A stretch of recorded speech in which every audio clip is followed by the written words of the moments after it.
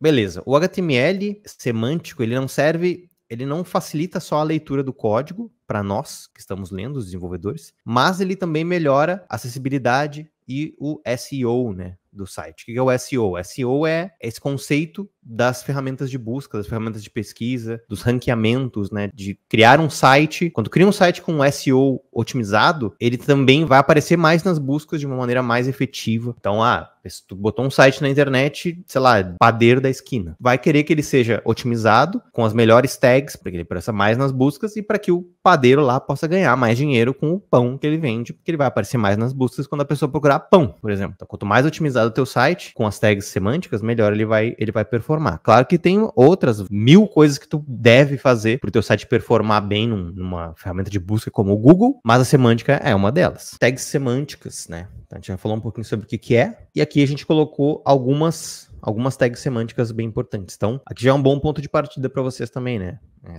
Eu tô querendo criar alguma tag e não sei qual usar. Então, volta aqui no vídeo, vai ficar gravado esse vídeo aqui no canal. Volta aqui, pega nessa parte aqui e dá uma olhada aqui se tem alguma que te ajude. Ou busca no Google, né? Tags semânticas HTML, ele vai te dar lá toda a lista de tags semânticas e o que cada uma é, beleza? Mas aqui a gente botou algumas das mais importantes, né? Então tem o header, basicamente o header define um cabeçalho de uma seção. Tem o main, que define o conteúdo principal da página. Então, o conteúdo principal, mais importante da tua página, ele tem que estar dentro de uma tag main. Tem o nav, né, que eu já comentei, define um grupo de links de navegação. Então, geralmente, quando tu vai criar um menu, por exemplo, tu coloca ele dentro de uma tag nav. Tu cria a tag nav, depois tu cria uma tag UL, depois tu cria as LIs dentro da UL, aí tu cria um menu.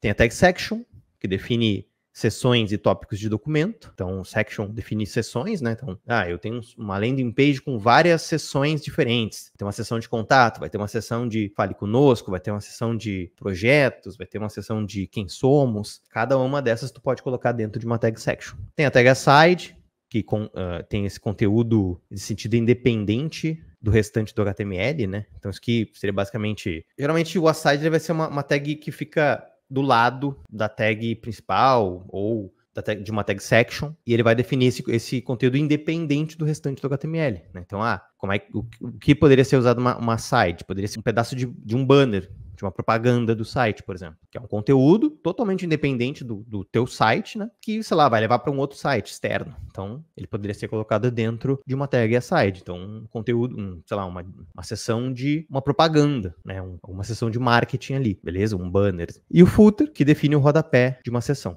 Então, rodapé de um site, né? Vocês já devem ter visto aí vários, né? Mas quando chega no final do site, tem ali, às vezes tem informações de contato da empresa, tem o menu de novo ali no rodapé, tem o logo, enfim, aquela parte do footer do rodapé poderia ser usado essa tag footer, tá? E mais alguns exemplos aqui. Tem a table, tr, th e td. Isso aqui são todas tags referentes a tabelas. Então, essas tags table, né, de tabela, elas são tags semânticas. Elas têm um significado bem forte, né? Quando tu quer criar uma tabela no teu HTML, tu vai usar uma tag table, né? Tu não vai usar um monte de divs, por exemplo. Até poderia fazer, mas não vai ser nada semântico. Então, a table cria uma tabela com os dados organizados em linhas e colunas. O tr seria definir a linha da célula. O th seria para definir o cabeçalho de uma tabela, por exemplo, se tem um cabeçalho, né? E o td definiria a célula de uma tabela que contém dados.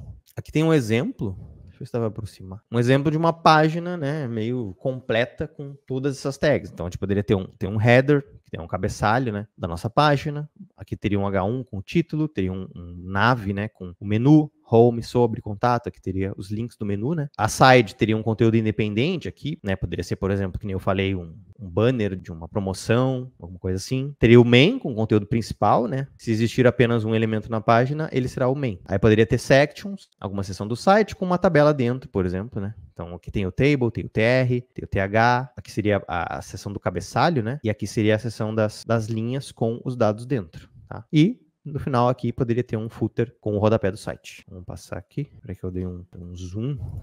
Aí.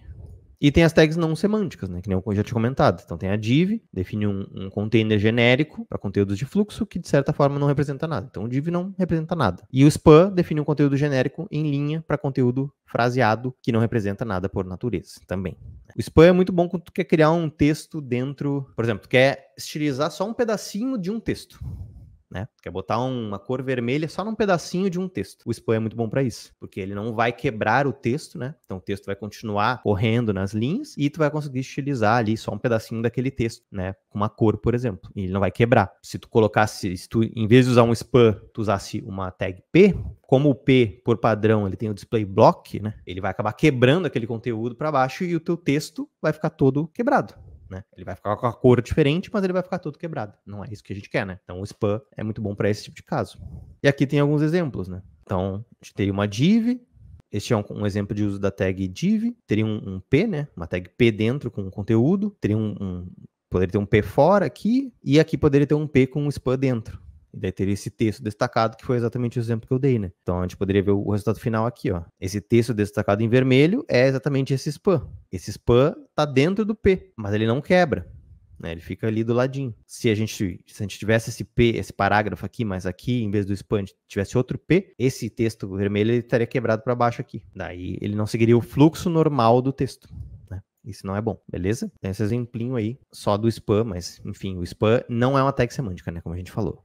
Quer assistir esse conteúdo completo? Então se inscreve aqui no nosso canal, dá uma olhada em todos os nossos vídeos e não esquece de ativar o sininho para não perder os vídeos novos também, beleza? Um abraço.